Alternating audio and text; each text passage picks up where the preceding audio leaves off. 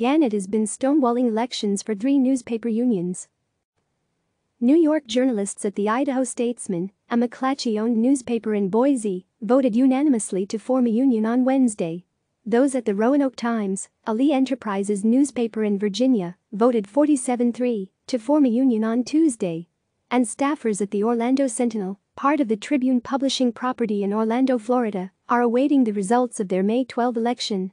But journalists in newsrooms owned by Gannett, GCI, the largest newspaper conglomerate in the United States, cannot host their own elections. Union leaders at the Southwest Florida NewsGuild, Delaware NewsGuild, and Palm Beach NewsGuild told CNN Business this week they have each requested that Gannett agree to voluntary recognition or to allow mail-in ballots, to no avail. Gannett's tactic is delay us, said Naples Daily news staff photographer Alex Driehaus, a member of the Southwest Florida NewsGuild, which includes staffers from her Florida paper and from the News Press and Macro Eagle. Newspapers and digital newsrooms across the country have been unionizing in recent years to increase job protections as management makes drastic cuts to keep up with revenue losses. The coronavirus pandemic has only elevated newsroom concerns for job security. Typically, union elections are held in person by the National Labor Relations Board, NLRB, the federal agency that enforces labor laws. But social distancing rules have made in-person elections untenable, so the NLRB has been holding them by mail-in ballots and tallying the votes over video calls. Gannett management, however, has yet to agree to this process, leaving several organized newsrooms unable to hold a vote. The delay comes as Gannett staffers are under mandated furloughs and as the company continues to lay off employees. The Palm Beach NewsGuild, which includes journalists from the Palm Beach Post and the Palm Beach Daily News, announced their intention to unionize on February 18. But the NLRB canceled the vote a day before the scheduled March 18 election and later temporarily suspended its operations when the pandemic hit. The NLRB resumed elections on April 6. "We want to do mail-in, and that's where Gannett has been dragging its feet. We had this agreement to do it in person. In order to change that, it requires their cooperation," said Palm Beach Post education reporter Andrew Mera. "They just have not been responding." On March 26, Gannett attorneys filed motions to oppose mail ballot elections for all 3 unions.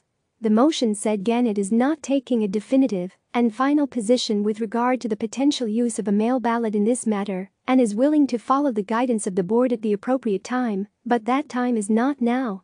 Gannett also said in the motion that NLRB's regional director overseeing the case does not have the authority to direct a mail ballot election. Maribel Wadsworth, president of USA Today Network and publisher of USA Today, said in a statement to CNN Business, "We have stated repeatedly that we have no objection to a mail-in election during these unprecedented circumstances. We have raised important questions about how the mail-in election would work and are awaiting guidance from the NLRB." Since those motions were filed on March 26, even as elections for other media unions have taken place, Gannett has not changed its position. An NLRB spokesperson told CNN Business that Gannett has yet to inform the agency if the company will agree to mail-in ballots. A Gannett spokesperson suggested in a statement to CNN Business that it is the NLRB that is impeding the process. The NLRB suspended all in-person and mail-in ballots because of the pandemic. The Wilmington regional director subsequently decided to proceed with an in-person election in mid-June. "No date has been set yet," a Gannett spokesperson said. The regional director covering the Southwest Florida Guild and Palm Beach NewsGuild recently set telephonic hearings for May 7 and May 6 to determine how to proceed given the circumstances. But according to an NLRB order dated April 21, the Delaware NewsGuild, which falls under the purview of the Wilmington regional director, the paper has an in-person election scheduled for June 16. The News Journal education reporter Natalia Alamdari, a member of the Delaware NewsGuild, told CNN Business that she doubts social distancing guidelines will be relaxed enough to hold an in-person election in June. Alamdari said Gannett should voluntarily recognize the union. "We will win this election," Alamdari said.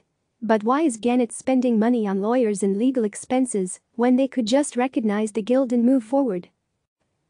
Click subscribe to receive the latest news.